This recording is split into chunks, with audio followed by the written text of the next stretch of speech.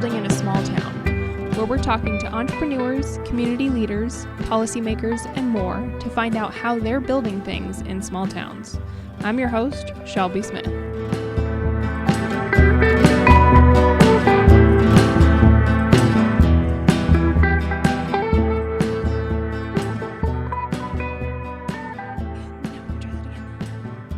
Battery. We are good to go. All right. Hello. Welcome back to Building in a Small Town podcast. Today I am welcoming another Collins business owner. There are a few of us. There are not a ton of us. But there are a few of us. And so I have Dan Fitzpatrick of Right Now Powder Coating. Not necessarily neighbors, but I can see you out my front door. So you can see everyone from our front doors. What are you trying to say? That we have It's a small town. It is a small town.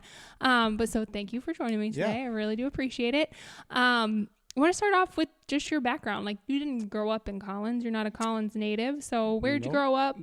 Didn't even know Collins existed until I found the building here. So I kind of came from all over. So I was born in Storm Lake, which is another semi-small town.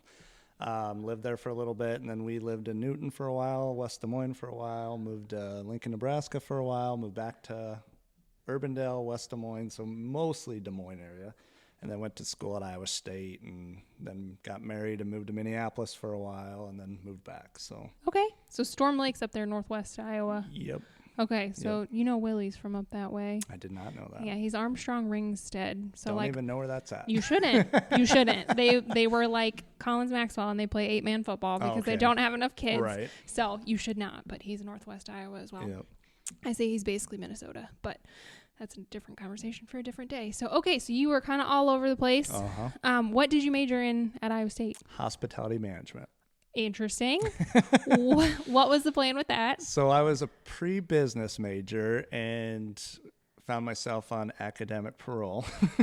As you do. The classes were really big and not interested in the. I'm very much a learn with my hands and be able to apply what I'm learning. So when I got onto academic parole, they put you in with a counselor and they're like, what's going on? And so basically I told her I wanted more ways to apply what I was learning to a business. And so she goes, well, hospitality would be really good because you're learning how it works in hotels and restaurants and golf clubs and all that kind of stuff. And so when I got into that, everything started clicking and I was able to get through the rest of it. So we got our grades up and graduated in 4.5 years, but close enough. Right. Close enough. Never used the major though. Not used it once.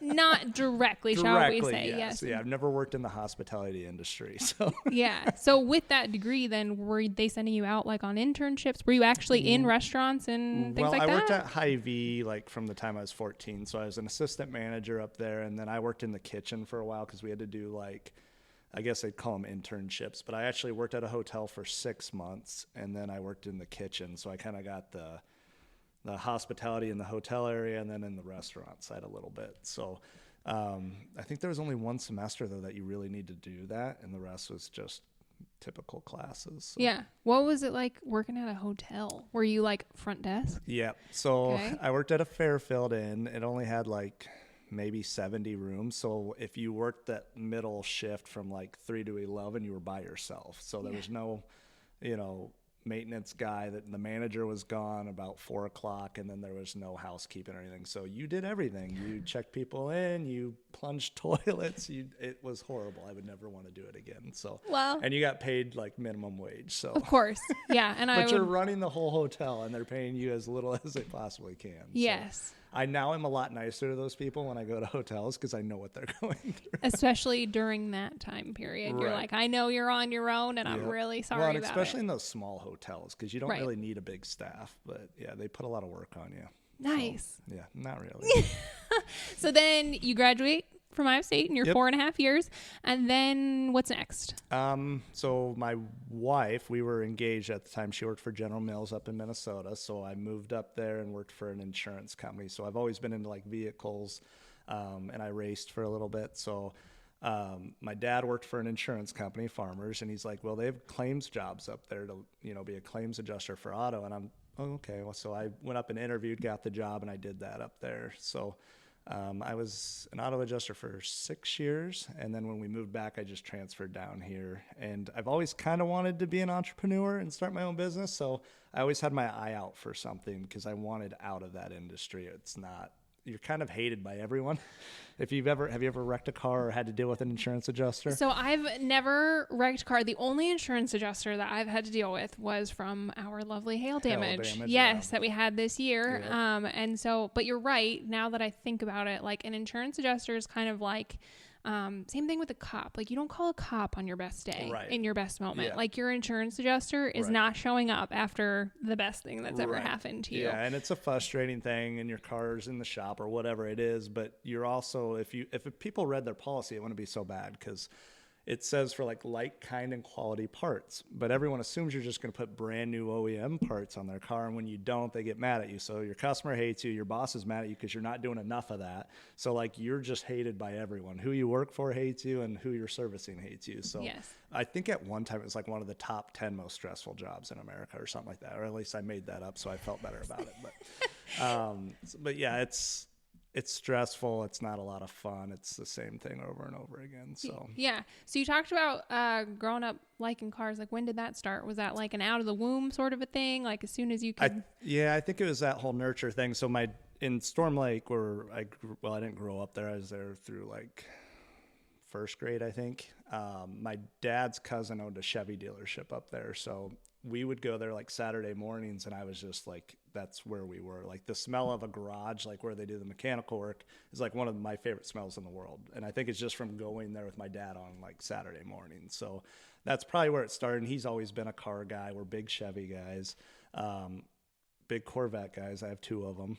So I'm not like an overall car guy, but I do like car shows. And I like looking at all brands, but I'm definitely specific to that Chevrolet brand. So. Yeah, you definitely have the brand loyalty. Yeah, we have a lot of Chevys. And does that come from, that's like family legacy? Yeah, I mean, there was a dealership in the family. Like one of my trucks has our name on the side because I bought it from there. They sold the company a few years back, but it was kind of cool to have a car with your name on it because that's a dealership. So, it's always been Chevy. And growing up, it was like, if I don't buy a Chevy, what are you going to do to me? He's like, disown you. Like it was a joke, obviously, but we always talked down on Ford and Dodge and all that. And of course, if you talked about Honda, he's like, you buying a mower or what do you buy? Yeah. So it was, I mean, we don't hate any brand per se, but it was definitely grown up with Chevy. So. You didn't have a choice. Yeah, not really, but I didn't want one. Yeah, so the bad part is now my wife doesn't have a choice. Yeah. She's like, that Jeep looks really cool. I'm like, does it have a bow tie on it? No. Yeah. Doesn't look that cool. Yeah. That's awesome. Very good. So then after Minnesota, you guys obviously moved back to Iowa. Did she change jobs and you guys ended up down here? Did you? That's actually how we were able to come back. So she worked for corporate General Mills, and then there's a plant down in Carlisle just outside of Des Moines. They do like the flour. So all of your cookie mixes, pancakes, biscuits and stuff, they produce all that there. So there was a quality engineer position that she applied for and got. So she was able to come down. So we were like, okay, that's good. And now I can try and either find a job or transfer with farmers. And luckily everything fell into place where I was able to transfer. So the goal is, her family's from Sioux City, but my whole family, which is rather big, was in Des Moines, and now her parents live here, and we knew that would happen. So it was good to get back. I don't miss Minneapolis area. It's just nuts up there. I definitely prefer a town this size versus a town that size. Yeah, so. Definitely. That and Minneapolis weather is just, it's a different level of winter up there. I feel like it is. Absolutely. It's only 3 hours north, but like I feel like you lose like a whole nother month to winter up there. Yeah, yeah, and just exponentially more snow, it feels like. So and it's always 10 to 15 degrees colder. And I remember like my parents would be like, oh yeah, it's 50 here. I'm like, it's 20 up here. What the heck? Like this is not a good thing. It's 20 up here and it's the end of April. Right. Like, yeah. It was that way. Yeah. You definitely lose a lot of time to winter up there. Yeah. No, thank you. 1,000% I will pass. I'm half Texan. My mom's from Texas. So I prefer warm weather. It's not here in Iowa. Don't be confused, but yes, it is better. No, it is better. And it's just spoken like a true northerner, but it is definitely better. Right. So then you came back, you were with farmers some more, still doing the auto adjusting thing. And then at that point, were you like really being like, I am looking for an out? Pretty much. Yeah. I mean, I had kind of had the idea of starting my own business. And I don't know, like when you got into your thing, but you have no idea what to do or where to start or where to look. And it's like, okay, what are you passionate about? What do you want to do? And with that hospitality management degree, I'm like, well, I know service pretty well, like the food side and all that. And so I was actually looking, weirdly enough, into like opening a Papa John's in the Altoona area. And then, I mean, I got their disclosure document and everything. I don't know, 1,000 pages of paperwork to go through and stuff. And when they're like, well, where would you want to open one? And this is like well into it. Like we're 2 months into doing our due diligence. And I'm like, Altoona. And they're like, no, you're too close to the Des Moines one. And I'm like, okay, close that. And so I looked at probably 6 or 7 different franchised restaurants. And I was getting kind of discouraged because of all of that paperwork you had to go through. They had all these hoops you had to jump through.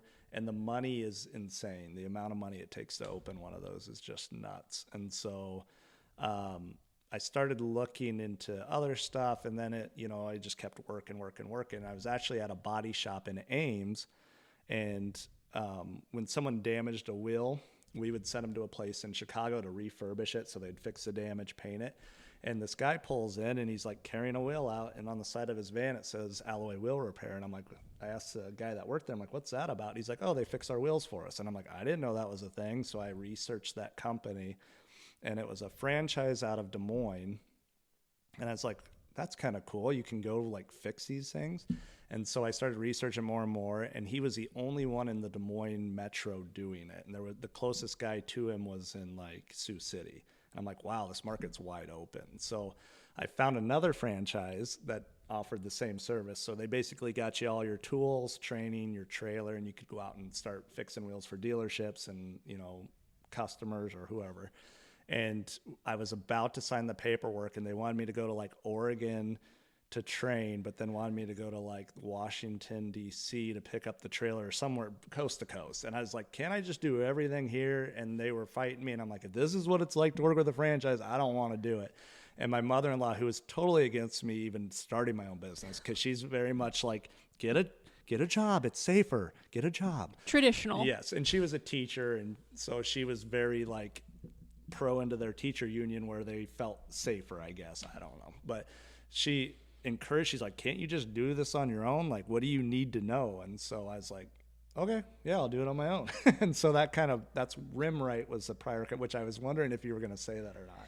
So no. I didn't know if you knew me when I was Rimright or not. So I did. I got to town. Because everyone still calls it Rimright. Yes. So I got to town when you were still Rimright, okay. Or maybe you hadn't changed the sign yet. Right. So what year was this when all of this was happening? Do you know? 10 years ago. Okay. So yeah. It would have been 2013, 2014? 2013. Yep. Okay. So we started in like September of 2013 with Rimright. So I found like a marketing company to come up with my logo and to do all my like trailer graphics and stuff. And Rimright was your brand, that not was the my franchise. brand. Yep. Okay. I pulled out of the franchise because I was like, if they're this difficult to work with just on training, yes. What's it going to be like to work with them down the road? Yes. And plus you still have to pay them your royalties and all that. And I really wasn't excited about that. I'm like, they teach you how to do it once and they get money forever. Plus you have to buy your supplies from them and all that stuff. So I would talk a lot of people out of it, but I think it's a harder way to go into business because you're all on your own. You have no support system and no like prior knowledge of how to do it. Yeah, no, that makes sense. Okay, so you started this in 2013. Yep. Hit the ground running. You're not in Collins yet in 2013, right? Correct. So then what were you like working out of your garage?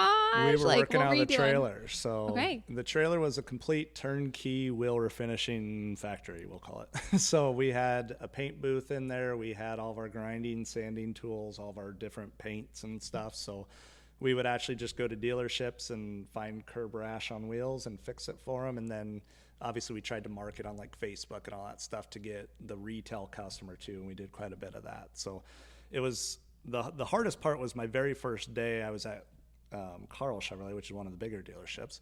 And I back in there and like another trailer backs in and I'm like, that's weird. And so the guy gets out and he's like, oh, hey, I'm da-da-da with Alloy Wheel Repair. And I'm like, well, you're not the guy that owns it. And he goes, no, I just bought the franchise.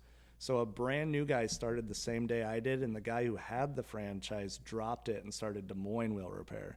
So it went from 1 to 3 overnight. Right. And I was like, oh man, what a time to start a business. Like not knowing that was going to happen. Yeah. So yeah, it got a little hairy right off the bat. That's right. I think a little pressure makes diamonds, as they say. We made it. Yeah. Well, and I think you probably as an auto adjuster, you have to know, there's a lot of wheels that are going to end up needing repaired. Right. And 3 of you covering the entire Des Moines Metro, Right. like that's still not like market saturation, right. if you will. Yeah. So, and there were a few others that did it, and I kind of saw that because the original guy had the accounts and the connections because he had been doing it forever. They knew he was there. They knew he was servicing. And then the new guy had the brand that they were used to. So I was like, man, they're going to have that step on me the whole time. So I actually started going to all the accounts outside of Des Moines. So we were hitting Ames, Boone, we were going up to Marshalltown, Newton. So we were hitting all the little towns outside of Des Moines. And they were like, yeah, we haven't seen that guy in months. So I picked up every single account. Right. Well, they sat down in Des Moines and fought over all the dealerships down there. So I don't know why I thought to do that, but it's the best thing because I probably would have been out of business otherwise. So it was very fortunate that happened, and I was able to pick up all those accounts pretty quick. That's so, awesome. Yeah. So how long then were you just working out of the trailer? Was that like a 1-year thing, 3 years? Probably 2 years. Okay. And then, well, I know it was 2 years. Good thing of Facebook memories is you kind of see where you were. 8 years ago is when we got into powder coating. So on January 1st, we started building our own oven. So, well, me. Yeah. We're bigger now, but we built our first oven, and then I think it was March of that year, we rented a shop in Ames. That was like 800 square feet. So that's where we started powder coating. Our main business was doing wheels for the dealerships because everyone wanted black wheels, and to paint them in a trailer where there's dust and debris was not a good idea. So that's what got us into the powder coating, and then it got busy enough that we ended up buying the location here in Collins. Gotcha. So forgive my ignorance.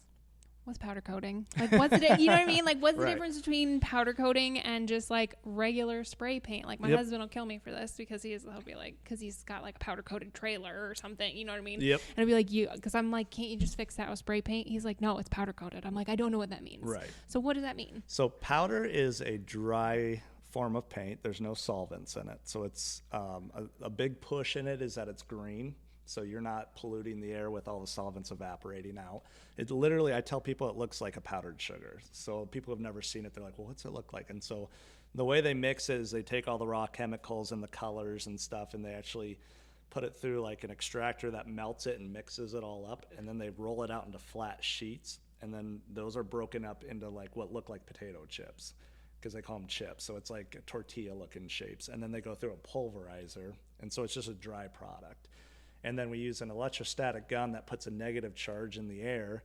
When those powder or the pieces of powder come through there, they pick up that negative charge, and then they're drawn to the part because the part's grounded and they want to dissipate the charge. So that's how it sticks to the part. Whereas with liquid paint, you're using the solvents to get it to stick. We're using a charge to get it to stick. Wild. Yeah. So it's way more green. I think it's way quicker to apply. It's way cheaper to apply. You don't have to wait for it to dry out and cure. You put it in the oven, you pull it out, and it's ready to go. So there's a lot shorter window time to get the part back on the car or back on the pallet, back to the customer or whatever it is. And so, you're talking about charges and all of that kind of stuff and the grounding. Mm-hmm. So then can it only go on metal, or can you powder coat anything? The technology, so powder is kind of a newer thing. It's not like super new, but like a lot of cool things that came from Europe. So America has had it for quite a while, but it's like just kind of ramping up. So most of your like appliances are powder coated. These are probably powder coated. So all metal, obviously, aluminum can be powder coated. Anything that won't just get destroyed in an oven at like 400 degrees, basically. So like I said, appliances, all that stuff. A lot of car parts are powder coated now, but they're starting to come out with technology and different ways to cure the powder where you can actually do like cabinets and, MDF board and plastic and fiberglass and all that kind of stuff. And they have a newer, I don't know if it's new, and I've never seen it or used it, but they have a UV curable powder too. So literally just put it out in the sun type of deal. Obviously, they have lines that run through UV lights, but there's some cool things coming. It's just whether you, as a powder coater, if you have the money to buy the equipment to get into it. Right. So then, so the oven step is the curing step, Correct. Essentially. Yep.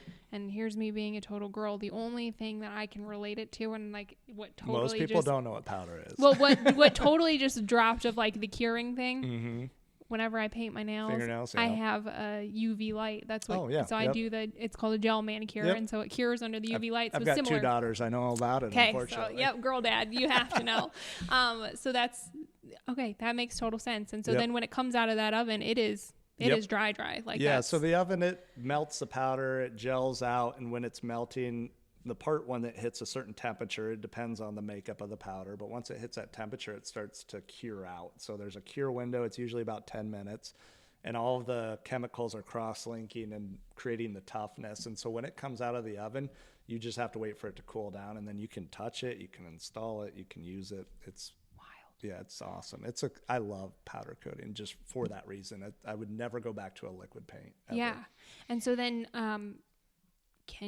do you do multiple coats? Like, is it required? Like, is it the same as painting where like you have to prime and then paint? Like, I imagine there's got to be a lot of prep. Like, yep. So the prep is pretty much the same as it would be for a liquid. And prep is obviously the most important part on any type of finish. So we prep to our customer specs. So indoor parts, we're going to run them through. We have an automated line. So we hang the part on a hook, it goes to an automated washer. So it will phosphate it, which is a chemical that cleans it, and it puts a chemical etch on it. So that chemical etch is what the powder is going to stick to. Or you can do like a sandblasting where you clean it with sandblasting, and then it puts a mechanical etch that the paint holds on to. So there's a ton of ways to do it. Our line, when we run it through the chemical, is the cheapest way. So a lot of companies don't care about salt test spray, all that kind of stuff. So like if you're at indoor use, we'll run it through there and we paint it. It's good to go. If they want more like of the salt spray durability and corrosion protection, then you can put a primer on it. You could do a primer top coat. You could do a primer top coat clear coat. It's all what you want and how long you want it to last for. Sure. Interesting. And then I imagine it comes in lots of different colors. Thousands. Okay. But there's like over 7,000 different. I'm just going to go out on a limb and guess that your most used color is black. Absolutely. Yeah. Like on everything. It seems like you said, black wheels seem to be really, but then like you said, the mic stands. I think about all of the fixtures, commercial fixtures, all sorts of things. If they're powder coated, absolutely, they're all black. Yep. Weird. It's cheap. It's cheap and it's, it's neutral. It goes with everything kind of thing. So I do understand, but interesting. So it goes in, and are there different brands of powders? Absolutely. Just like there's different brands of paints and a lot of qualities? your liquid painting companies, they're doing powder. So Sherwin-Williams, Diamond Vogel, all those companies, they do liquid and they do powder. But then there's some like specific companies that just do powder, like IFS is one of my main ones. And they're all different levels of like quality at the same time. So in powder coaters, we tend to like find ones we really like and we'll badmouth all the others. And like whether we've used it, I'm like, no, I'm not using that. That's junk. We don't want to use that. But to me, it's more like what that sales rep provides. Like, is he responding to my emails, my questions, my orders, all that stuff? So my IFS guy is amazing. He's in my shop every couple of weeks. I was on the phone with him 3 times a day. And so there's tons of options where to get it. And then they have like specialty companies that make like the metallics and transparents and all that kind of stuff. So tons of options. And I don't ever pick colors either. No. So when someone brings me a special project, I'm like, go to this website, pick your color, because I'm not going to get it wrong for you. Yes, I was going to say, don't pick the colors. Don't even recommend. Right. Like, no, whatever you want. That's always with Willie and his landscaping. Mm-hmm. When he goes to someone, he's like, here's your options. Right. What do you recommend? No. It doesn't matter. Yes, whatever you want. Yeah, you're the one who lives here. Exactly. And you get to look at it every day. I don't. Exactly. Yep. So my taste should not go into it. Right. Interesting. Okay, so you go from the trailer to then renting an 800 square foot spot in Ames to start up with the powder coating thing. How'd you get to Collins? price. Fair. How did you find Collins? So I was looking for a larger shop because we were kind of getting beyond just wheels, and it's crazy in powder coating when people find out you do it. Everyone's like, oh, I got this, I got that, I got this. So we were doing a lot of little projects for people, and motorcycle guys always want their stuff done, and car guys want their stuff done, and then like people with appliance, they're like, can you do this hood for over my stove? And it's like, yeah, is it metal? We can do that. So it just spreads, and we were like, okay, we need a better, more professional oven, which won't fit in this building. So I started looking at different properties for sale. I've always been a buy guy. I don't like to rent. So I don't know if that makes sense with you in your business, but it's like, if I'm going to pay rent to someone, it might as well be myself. And earn that, or just build the equity into the building. So I knew I wanted to buy, but I didn't have hardly any money. And so we just kept looking, and I found it on Craigslist, and I was like, Collins, Iowa, I have no idea where that is. So right to Google Maps, and we looked it up. I'm like, okay, I live here. Collins is here. That's 30 minutes. I'm going to Ames. That's 40 minutes. That works. So I came, and it was a long process to buy the building because the city owned it, and it had a lot of termite damage, and they wanted a lot of money for it. And for the state it was in. Yes, for having to replace half the building, they wanted a lot, in my opinion. So I went to a meeting and made an offer, and they rejected it because I came in pretty low. And then we just kind of waited for a month or so, and then I made another offer because it was still available, and they accepted it, and that's basically what got us here. So. And what year was that? Oh, I think we've been there 6 years now. Okay, so 17? Sounds about right. Something like that? Yeah. Okay. We bought it in like October. So, okay. And I mean, we spent the first month tearing the whole thing apart and redoing it. Sure. So. And was it, when you bought it, was it just a shell? Was it insulated? I mean, if it's got termite damage, it doesn't matter. Yeah. So, I mean, everything was still put together, but you could go, it's a pole barn, but it's all sheeted and nice looking because it was a fire station. But you could go to the back wall, push it, and see the grass outside. So 3 of the, it was actually 2x6s. There were 3 of them put together for the post. So 6x6s, but 3 of them were completely chewed through. So we ended up ripping all the sheet metal off, pulling all the insulation out, and replacing 3 of the uprights. And the damage went all the way up into the roof joist. So we actually spliced in sections up there.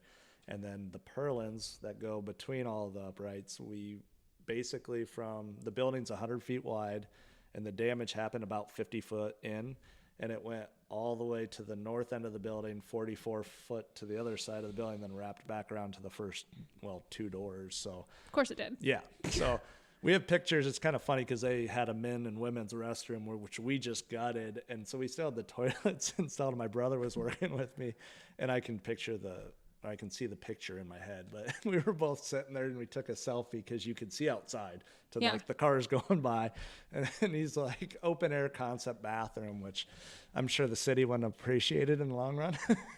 But it was just kind of funny because we had to rip it to nothing. Yeah. And so you could see outside through the bathroom. We weren't able to use that for a while, but so, I mean, it went through the derecho, so. And it's still standing. It's still standing. I'm not a construction guy, so I feel pretty good about it. Yeah. Well, and so when you bought it, I would hope that the termites had been treated at that point. It wasn't an active infestation anymore. Absolutely. Yeah, they had done a really good job of making sure. I mean, I think it'd been treated like years prior. Sure. But I know the way that the fire trucks work, I think they're in a co-op system. So the co-op that owned the fire trucks were very nervous about the building collapsing. Falling on them? Right. That's Fair. a little bit of money on those. So they got very excited to get them moved. And I think the city Landis gave them land to put the building up. They raised a bunch of money, put the building up. It's a really nice fire station, by the way, for the town. Right. For the size. Oh, right. yeah. For sure. I remember walking through and I'm like, when you guys are ready to sell us, let me know because I'm ready for it right now. Yeah. So,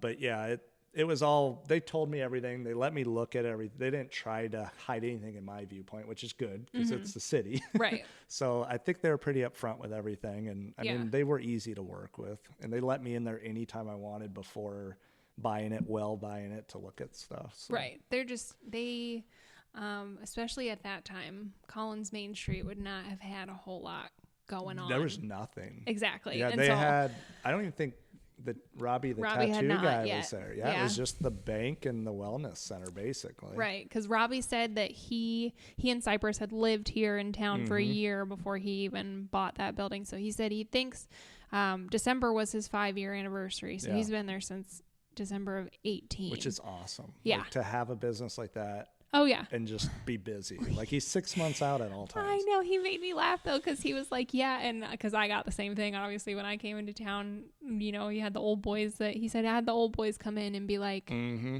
do you really think that there's going to be enough people in this town that are going to want tattoos? And Robbie's like, he's like, nope. You're not grasping the concept of what I'm doing. And so same. That's actually the first thing I thought of. I'm like, okay, what questions is she going to ask me when I go on this? And to me, like, to be successful in a town like this, you cannot rely on the town. No. And you shouldn't rely on the town. And that's exactly what we said. Yeah. At least in a town of this size, like maybe you get a little bit bigger, like, yeah, you can have more of a supporting community. Like, you have enough traffic in the community. But I think the 3 of our businesses are great examples of something that works in a town like this because we're unique enough. And we draw enough from outside because it's not available everywhere. Right. Like his in particular, like he is one of one. Like, and so like if you want his stuff, it doesn't matter. And he's you're coming. So talented. Yes, you're coming. Yep. Mine, I'm one of one. Like we're what we call location agnostic. Right. And you guys are to an extent too, but you're also positioned in.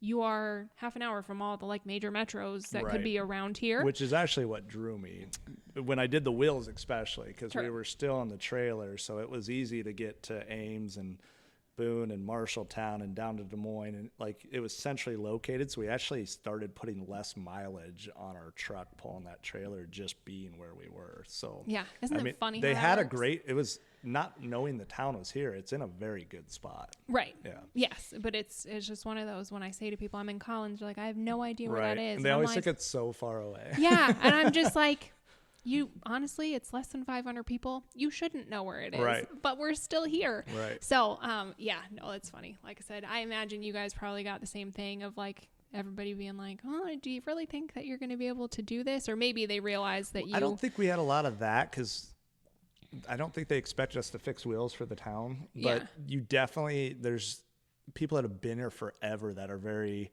interested in what you're doing. I won't call it Snoopy. I'll call it interested in what you're doing. I will call it Snoopy. Right. I mean, when we first started tearing that building apart, and we're a lot more exposed than you were while you were here doing this because all of our doors were open. We would get lines of cars just slow rolling in front of the building, like, what's going on in there and stuff. So, and then a lot of the residents would come in and, what's happening in here? Are you going to have this? I think the joke we had right away was we cannot put a coffee pot in this building because everyone will be in there and we won't get anything done. We will be talking to people all day. So. Yes. I could see that. And Robbie made this good point too when I was talking to him of they do that. They come in, they're nosy. They just want to know what's going on. They're excited. I get it. Yeah. They're excited something's happening. Right. They go from a completely dead Main Street to now there's something happening. So I get and I appreciate that excitement. Then the other awesome thing is like, that they talk about all of our businesses. Oh, absolutely. When they leave Collins, they're like, oh my gosh, we have this place and this place and this place.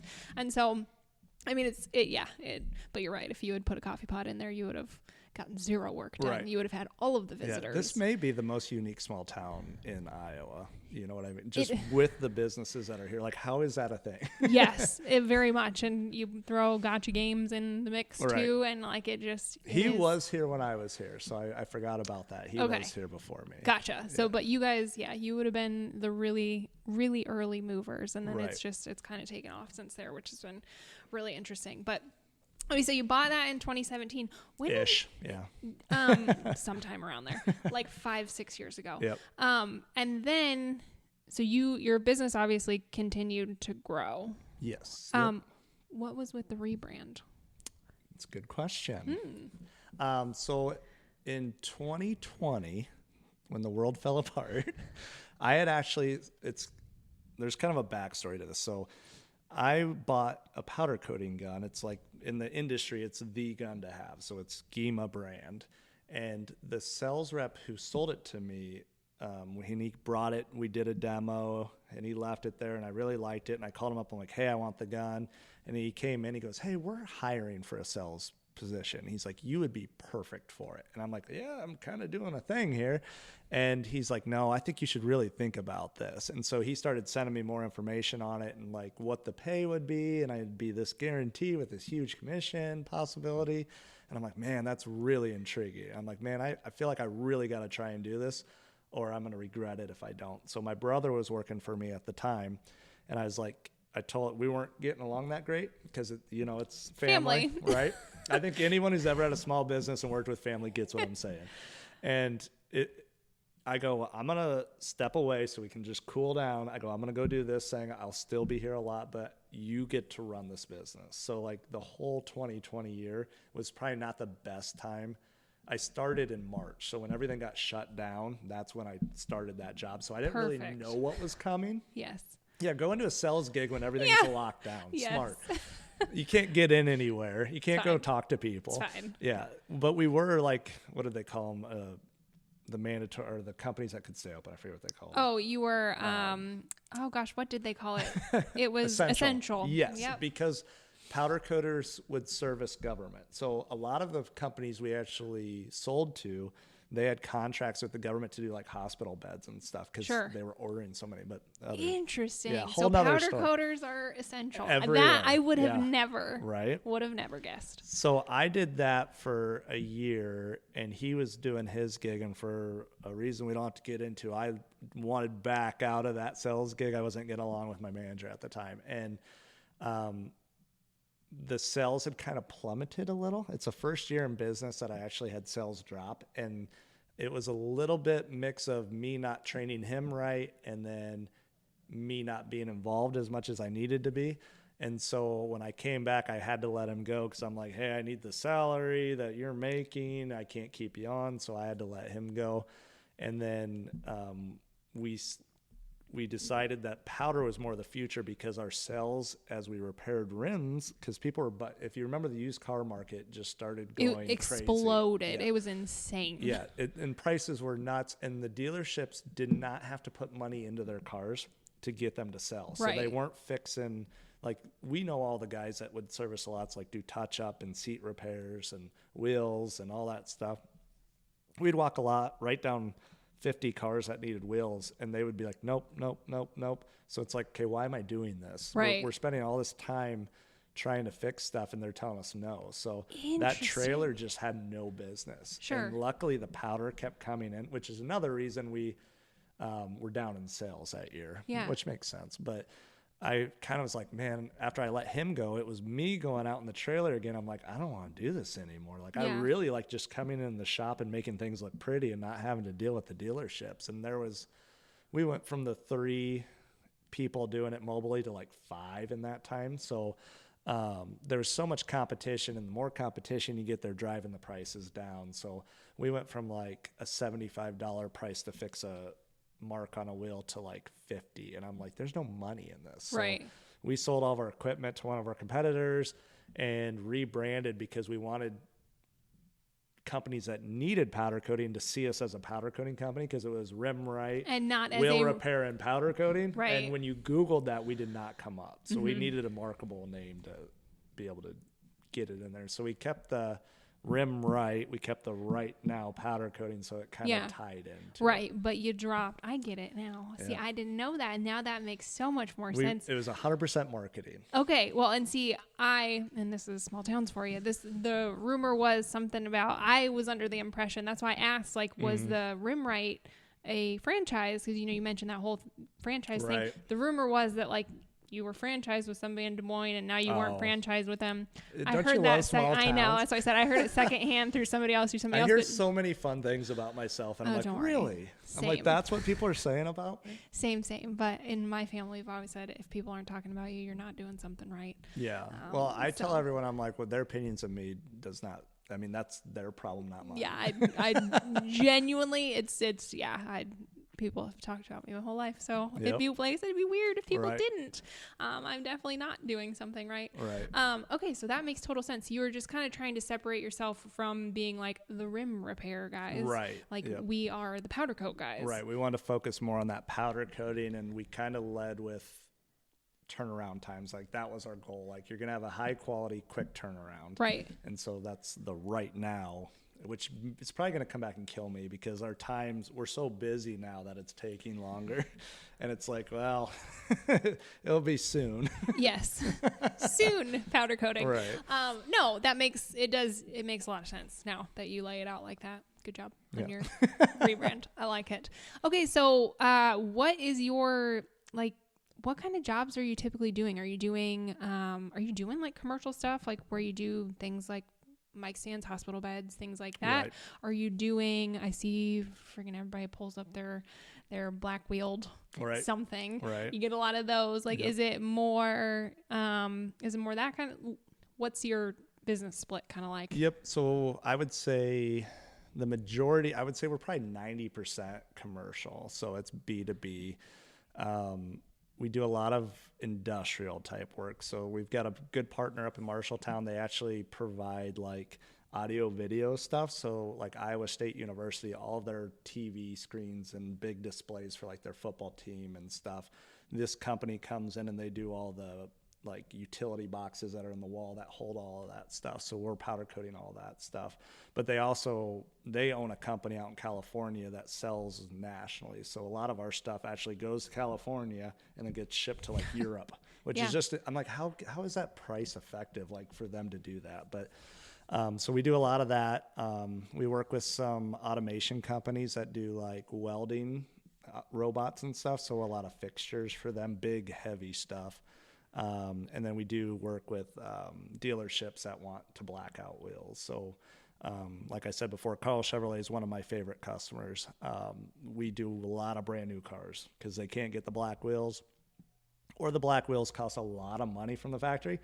For the price of one wheel, usually we can coat the whole car. So we bring them in, strip them completely down, and start from scratch. So they're basically getting a brand new OEM wheel for a quarter of the price. Fraction of the price. Right. Interesting. So yeah, it's kind of neat, and we're always looking for more fabrication companies that need coating, and we help other powder coaters when they're overwhelmed. And so I'm very big into, like, I don't have competitors. I just have other people in the same business that I want to get along with and I want to work with. Like, right. I send work to those people all the time because I'm like, my oven's not big enough, or we can't get to it. Try this guy. So yeah, I'm very big into working with other people. I've never understood the fear of competition ever. The scarcity mentality of like, there's not Exactly. way more work than any of us can get done out there, sort of a situation. Yep. Interesting. What is the weirdest thing you've ever powder coated? A pizza. What? So you should probably have him on your show. Nathan, the magician? Yeah, I should have him on. He'll be funny. Yeah. So he worked for me for a while. He's a comedian, magician, and this actually happened while my brother was running the shop. So one day I came home, or not home, it is my home, I'm there all the time. Came back to work, and it was after hours, and they were just kind of screwing around. I'm like, what are you guys up to? And I walk around the booth, and he's got a burnt pizza, like a tombstone type pizza laying on the floor that he had burnt. Like, he told me he went home, put it in the oven, fell asleep, charcoal. And he's like, powder coating it. I'm like, what are you doing? He's like, we want to see if it works. I'm like, stop, blow it off. We're starting over. I'm filming this. So if you go to my YouTube channel, there's a video. It's rebranded because I didn't get enough views. And I'm like, this is hilarious. Nathan actually edited it. But yeah, we powder coated a burnt pizza chrome, and it used to sit on our display wall. And then someone slammed the door too hard and it fell and just shattered. So spoiler alert, though, it did work. It did, yeah. I mean, you can powder coat anything if you can get it hot, because even if it won't take a ground or a charge, you can just get it hot and the powder will melt on it. So I've done a golf ball, a Pringles chip, a leaf, a T-shirt, because we were just like, what can we coat? And can we get it to stick? So we were a little bit slower when we first started, so we had some time to try things. If you end up with time, you were telling me that I do a lot of shorts. Yep. That's like shorts gold. I know, but now People we're so busy. I know. And so that's what I'm saying. If you could get enough time or enough people, that's like short. We just hired a new manager, and I'm hoping she frees me up a lot to do, because I enjoyed doing YouTube, and I just don't have time to do it anymore because it's like work comes first. And everyone thinks you make a ton of money on YouTube. You don't. No. Unless you're Mr. Beast. Yes. You don't. And I only have like 15,000 subscribers, but only I have 4,500. So you're triple the size of me. All you need is one short to go crazy, though, and there's a guy that makes parts for powder coating. He had like 600 3 weeks ago, and he did a video that got like 7 million views a short, because he did like a really cool looking wheel, and now he's over 15,000. Dang. And I sent him a text. I'm like, you suck. This took me 5 years of grinding, and you put up one stupid video and just blow up. That being said, if it makes you feel any better, your money-making ability on a short versus a long-form video is well, he's not nothing. even monetized, because when he can't be yet. You have to get like 10 million views, and then you have to have so many hours. So it's 1,000 subscribers, which he's got now. Yep. But the hard thing is 4,000 watch hours within a 12-month period. Right. But they also have one for shorts now too that you can qualify. Oh, okay. So it's like 10 million views, but I don't know what the hours are. Okay. But that's a lot of views. It's a lot. But he has 7 on one video. I'm like, you'll get to the 10 million, but will you get the time? Yeah. And so that's the thing. And so for me, like, I got to the 1,000 subscribers fairly quickly, but then the 4,000 watch hours. But at the time, and this was like before I really delved into YouTube, and I'm glad we're on this subject now because I want to ask you about it. Before I delved into YouTube, I didn't know that, longer videos, like, that's how you get more hours. Like, duh. Like, that makes total sense if you stop and step back and think about it. It's hard to get 4,000 hours on a 30-second video. Or even like a 4-minute video, like, that's a lot. And so that was what my channel was basically. I think my longest video at the time was like 7 minutes long.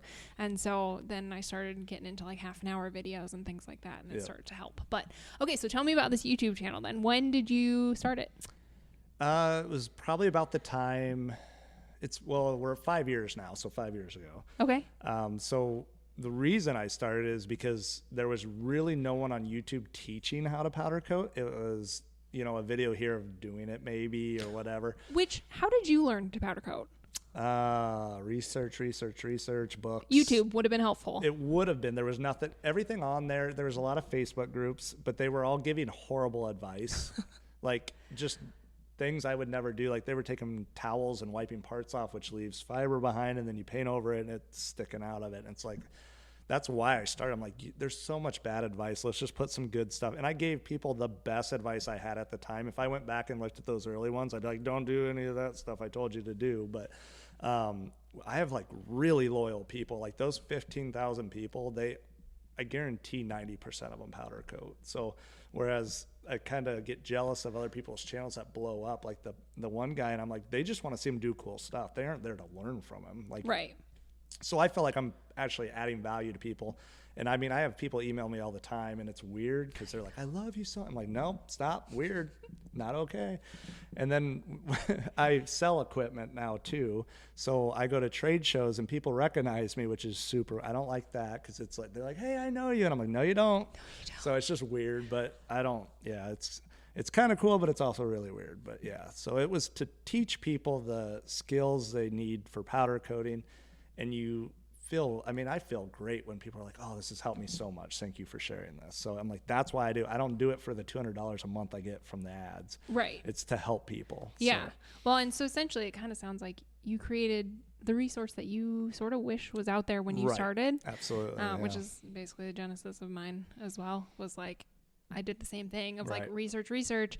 I found some like reptile people that had to keep crickets alive for, their like lizard and stuff. And that's how I learned how to raise crickets. Yeah. And so I was like, and I'm the same as you of like, I started mine in 2020 because everything shut down. I wasn't speaking. I wasn't doing events. I was like, I have time. Like, this is a good time to start a YouTube channel. And, that was what I did. I was just like, what would I have wanted 2 years ago when I started this? But if I go back and look at those videos, I like can't even watch them. Right. I'm like, what were you doing? Right. Like, this is not how you do that. And these videos are horrible. Right. Like, who who did this? My videos are still bad, but I don't care. So are mine. Like, people are like, oh, I edit for like 5 hours. I'm like, I don't have time. I'm like, I'm holding the camera like this. Yes. And it's all shot by me. Once in a while, I'll put it on a stand if I'm like painting. Yes. And then I edit it so like no more than an hour. If it takes me more than an hour, like, and if you really watch some of my videos, there's like tons of errors in them. Yes. Like where you can tell I should have cut that out, but forgot to, type of things. And then once in a while, at the very end, I'll leave like a 2-3 minute gap of nothing and then put bloopers in just to see if anyone catches them. Yeah. Because they're kind of funny, but I've never had anyone comment like, oh, at the end of the video, that was hilarious. Yeah. Have you had any of your, I mean, you've been at like trade shows and stuff where people have been like, oh my gosh, I know you, like, da-da-da. Have you had anybody like just call you up? All the time. Same. Tons. Isn't it? Tons. So. Emails and calls. And when they call you, are they surprised that you answer? I used to answer. I don't anymore. So if I don't recognize the number, I don't answer. Because I would spend so much time, because it's tons of questions. And I'm a very nice, helpful person. I'm not going to hang up and be like, sorry, I can't do this right now. Right. So we actually started offering like consultation. So you can pay to have a half hour of my time or an hour of my time. Yeah, as you should. It weeds out all the people that are just looking for free stuff. And I try to answer as many questions on the videos that they ask, but you just don't have time to do it. So. Right. And that's kind of, so I've had a few people like call me up, and it's been funny when they like call and I answer, they're like, oh, wait, are you the one from the video? No, they're like, oh, I'm talking to the boss. And I'm like, I'm sorry, who is this? Right. How big do you think this company but is? Also, yes, I'm like, thank you for thinking that this is a big deal. It's very flattering sometimes. Yeah, but it is kind of strange. But so I kind of have the same policy on my side of like, I'll take the call. It's fine. But I prefer email. Email me your questions. Yep. And I will get back to you when I can. And then also understand that these questions are going to get turned into a video. Right. Like, and they just... I do that a lot too, because they give you your material. They're like, a lot of people are asking this. They must want to know, go film the video. Yes. And I've had people email me, and I email them back. I'm like, I'm shooting a video right now for you. Yes. It will be up later. Yep. And so I think, and that, I mean, then we get paid for the ads. Like it's, because for me in 2020, education on the like edible insects thing is really big, like getting to talk to people, all that stuff. So I was already trying to think of like, how do I scale myself? Right. And like, how do I give the most resources to people?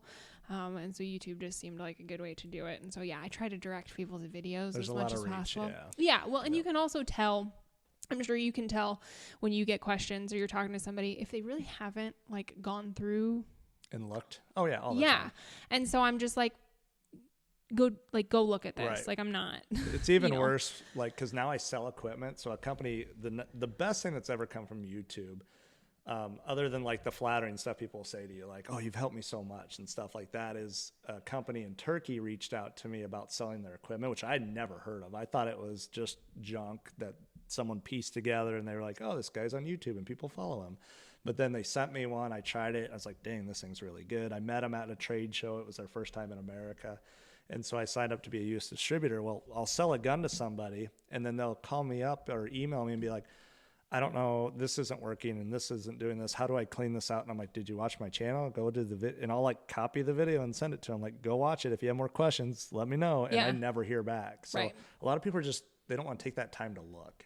And that happens in forums a lot too. I don't know if you're on a lot of Facebook groups where the same question gets asked over and over again. Yes. And all you have to do is hit the search button and type it in. Yes. People don't know. No, I know. They don't realize that function is there. Right. I'm actually part of You should do a video on the function of Facebook, how to search for answers. That one actually might pop off and get some, that might be my viral one, but that would be so far beyond the scope of generally what I talk about that probably wouldn't make a lot of sense. But, so with the YouTube thing, like, are you then trying to grow that channel? Like, you said $200 a month is not much, but it's also better than nothing. And the other thing is, and I keep saying this to myself, I have a monetized YouTube channel that feels like an untapped resource for me right now. Put more effort into it. Yes. So are you thinking in 2024? I know you said you're really busy, but you're just hiring. Like, are you hoping then that you can get some more videos done? I have a lot of big aspirations. So I think if you're an entrepreneur, your brain is just always like, where else can I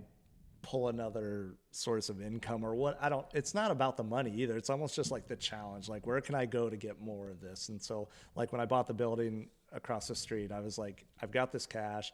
Let's just invest it. It's safer than the stock market. I have an asset that I can have, even if it's not bringing income. But the channel, it wouldn't be for money, but it does give you exposure to more people. So there's a lot of companies that reach out to me that provide products or services to the powder coating world that reach out. So my goal is to create more partnerships with those kinds of companies, maybe get sponsorships or stuff like that going.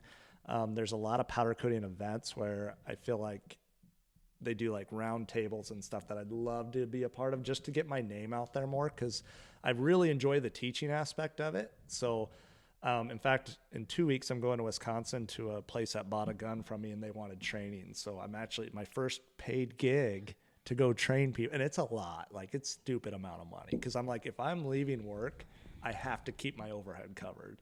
So they're paying the travel expense, all that. And it's a pretty good deal, but they're also getting any knowledge they want without having to jump through all those hoops. So they're going to save a ton of time, a ton of frustration and all that kind of stuff. So I'd love to do more training.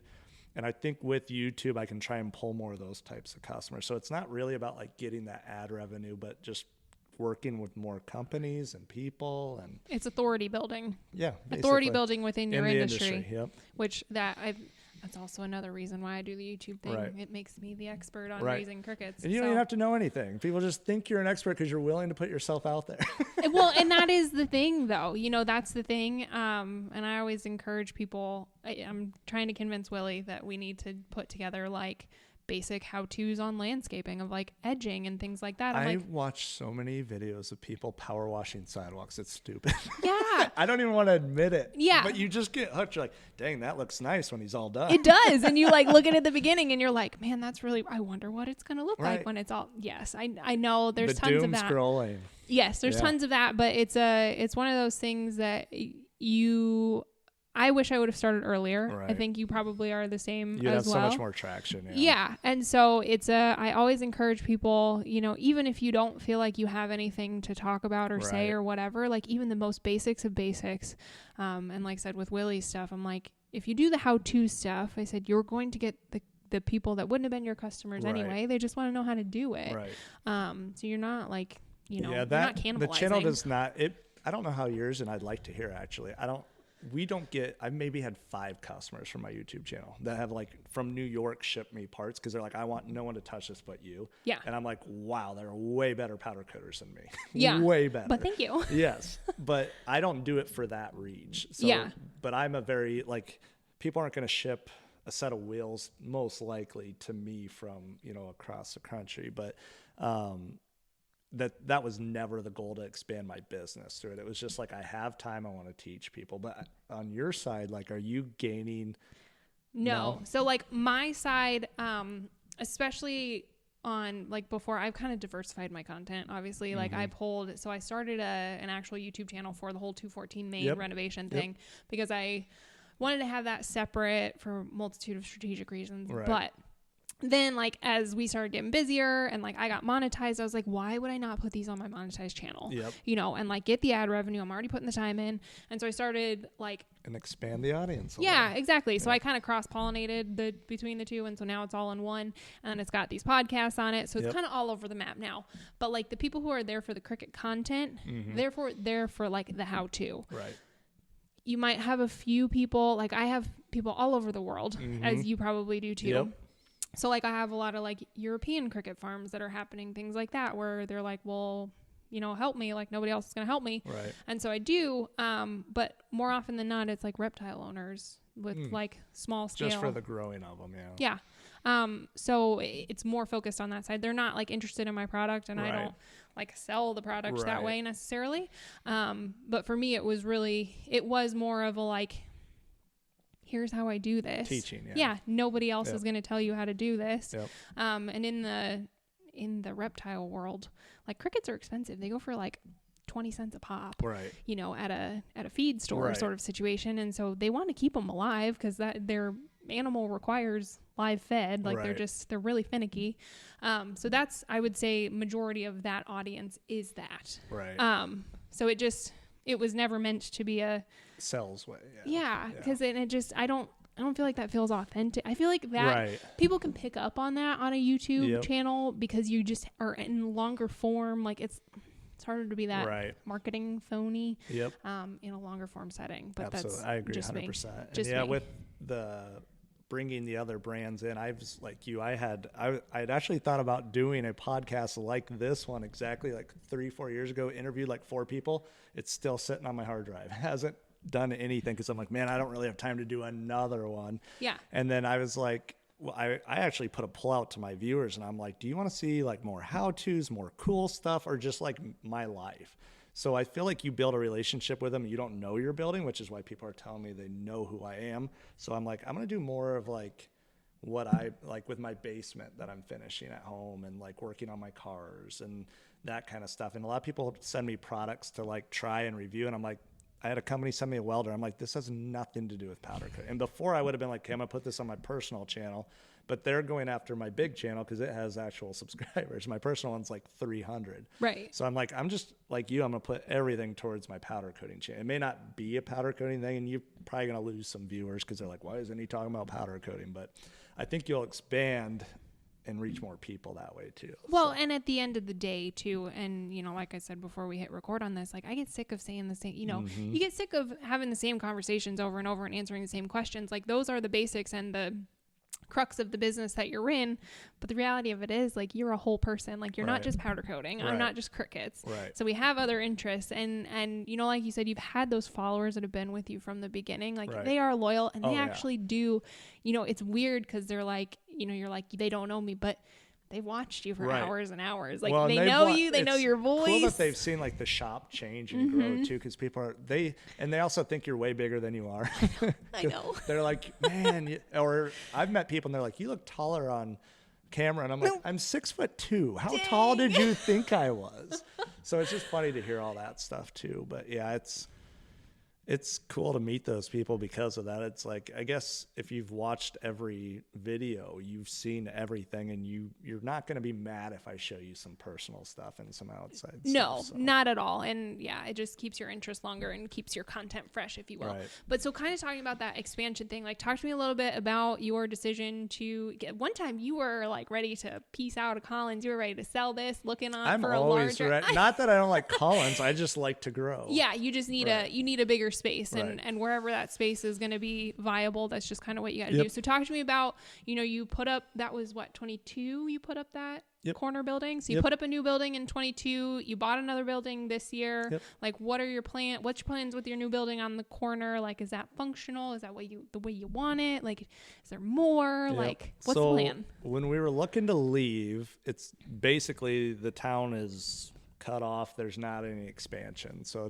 to be able to expand, we're going to have to either buy farmland, or Landis would have to leave or something like that. So we put a bid in on a place in Newton that was like 30,000 square feet. Oh, dang. Yeah. So they wanted like $1 million for it. And I'm like, I'll offer you $500,000. So we were going back and forth for a little bit, and they basically said, we're not going to do the deal. So that's when we were serious, but we were looking for something like that. It's so hard to find like 10 to 20,000 square feet for less than $1 million, which is just out of reach. So, Patterson, the guy who kind of owned everything here, had this empty lot. When I first bought the building, he offered to sell it to me. And I'm like, what would I use that for? It's 25 foot wide. Yeah. And so as my options kind of got smaller and smaller, I'm like, okay, well, maybe I can use that. So with the math of it, it's 130 foot deep. So it comes to like 3,300 square feet. So we basically just put it up for storage for now, because we had outgrown all of our equipment and stuff was just getting bottled up in there, and we needed room for customers' product while we were coating it and waiting. And so right now it's just cold storage. We kind of ran out of cash to get the electrical all set up because we were so deep in it. But the goal was to originally take our custom side over there. So, you know, retail people come in with this or that, we could do it over there, and it wouldn't interrupt our conveyor system, our line. So that's still kind of the goal now, but we'll see where it goes. I mean, we're busy enough that if we could get into a bigger spot, we could really utilize it. So I I don't have any plans of selling anything or moving out of town, but that's what it was for. And it's still, I'm getting quotes on electrical right now to get that up and going. So it would actually require us to hire another person or two to work over on that side. So that'd be good. We only hire one person from town, but we do pull from outside of town. So we're actually bringing people here. Not that there's anything to do or buy, but yeah. So, and then with the new building, like I said before, it was actually the hailstorm that went through. And all my buildings are metal, so they look ugly now, but I wasn't going to fix them. Yeah. That's why. So it wasn't going to add value to the buildings or anything. So it was either just throw it into the bank or invest it and try and earn some revenue on it. So I've always wanted to kind of get into rental properties, and I think commercial's a better way to go than like buying houses or stuff, or if you went to like multi-complex and apartments and stuff. Yeah, Whoa. Man. But then you think about the managing aspect of it. It's like, man, do I really want to manage all that? And the nice thing is it's right in town here. So if something happened and they needed me to fix something or be there for something, it's not far away. Yeah. And honestly, like, it'd be a nice little office for you guys if you wanted to get your office out of your building sort of situation. Yeah, well, and I think a lot of people thought that's what we bought it for. And I won't be hurt if we can't rent it out. We actually there's a haircut person in there now. Yep. And she just moved to the back room where there used to be a massage girl.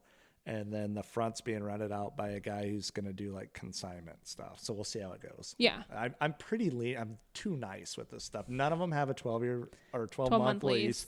Yeah. I'm going month to month with them because I don't want them to get locked in and go poor or anything like that. Yeah.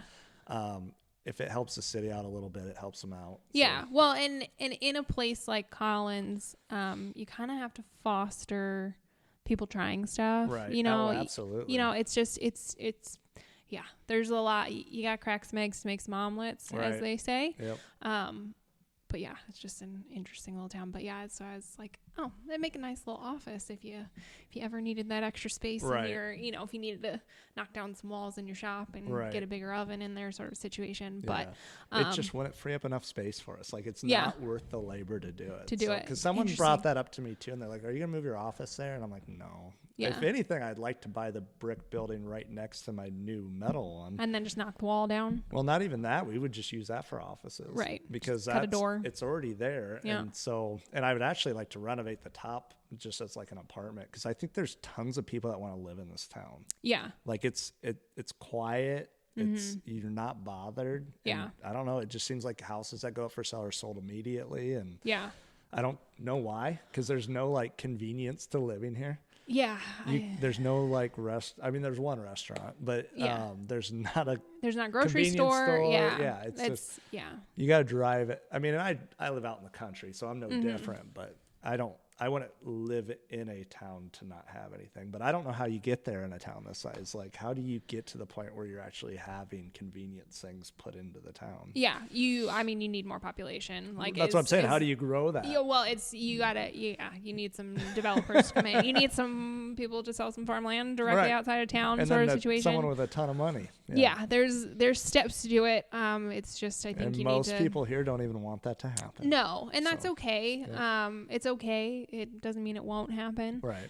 It just makes it possibly a rockier road to get there, which is what it is. Right. So, So then what is, if you had advice for somebody that was looking at maybe starting a business in a small town, going to invest in a small town, what would you tell them? Don't count on the town to support your business. Yeah. Which we kind of covered before. Like that's the reason it's worked for me. And I think it works for you. And even Robbie, who does the tattoos, he had such a following from working for other people that they're willing to travel that 30, 40 minutes to come to him because he's that good. It's kind of crazy with the powder coating because I came as a wheel repair company and we weren't reliant on the people in the area. But with powder coating, you kind of are. And there's so many competitors. I think there's 15 to 20 powder coaters within 40-mile radius of me. Mm-hmm. So it doesn't benefit me to be somewhere else per se, but like being closer to Des Moines might pull more customers from down south or something. A lot of people, it's weird from the Des Moines area. If you tell them Collins, they look it up and they're like, oh, it's 35 miles. And I'm like, well, how long does it take you to get from West Des Moines to Ankeny? 30 minutes. It's the same. Literally the same. And Except much for less you have traffic. no traffic. Like during the fall, you'll get stuck behind a tractor once in a while, but that's about it. And Yes. I actually don't mind the drive. It's kind of a calm down period on the way home. And it's kind of, you get the kids to school and then it's quiet on the way up. I listen to a book on tape and Yeah. it's relaxing to me, but I think people just fear, they're like, oh, I don't even know where that's at. And then they look and it's like, oh, that's too far. So it's getting people over that thought. But yeah, I don't even know, because I've racked my brain on like, what business could you start in a town of 400 to 500 people and survive based on that town? Yeah. And I don't think there is one. I think it, unless you are like a property management company, you own all the houses. right. Yeah, no, seriously. Like, and that is unfortunately a reality of a lot of really small towns. And that's why a lot of main streets die because, because either they don't, either people like you and I who run the businesses styles that we do don't think to go look in the small towns, or those small towns are not making it known that they have, they're not listing their building on the right site. Like there's just something is not working. So I don't know. I don't know how you solve that problem. Right. But I think as a business owner, it makes sense because you can pick up property for so cheap. Relative. Yes. Yeah. It's so hard to sell them in those towns because the people that live there don't want it. Right. But I mean, that's what drew me was their price. I was like, man, I can't find this anywhere else. Yep. Same. Yeah. So I don't know. I totally agree with you. But anyways, anything else that you would like the people to know? Any like crazy other, no more powder coating pizzas or anything like that? No, we haven't done anything like that lately. Nothing. No. What are you most excited about in the next 12 months? If I can get the people trained that I have and I can focus more on growing the business, growing the sales, and getting back to doing fun things like YouTube. I think you get so stuck in the like getting the production done and getting it out that you forget that like you got into the business probably because you had passion for it or running a business, and then you're stuck in your daily tasks. So 2024, I don't like to make resolutions, but my whole thing is like get back to having fun and doing things you enjoy doing and not always having to work in the business, but able to work on the business. Yeah. Which when you're a small business, it seems like all you do is work in it. Right. So, you don't own a small business owns you. Exactly. Yeah. So that's my goal in 2024 is to have more fun and work on the things I want to work on. Cool. Awesome. Yeah. Well, I really enjoyed this conversation. You're very good at this. Thank you. I hope that you liked it as well. I don't think I could have ran a podcast because I just wouldn't be able to do the questions. No, you would. But if you seem like a curious person, so I think that you could because it's just you just gotta be curious. Like the questions come up. That's true. So, anyways. All right. Appreciate it. All right. Thanks, guys. Yep.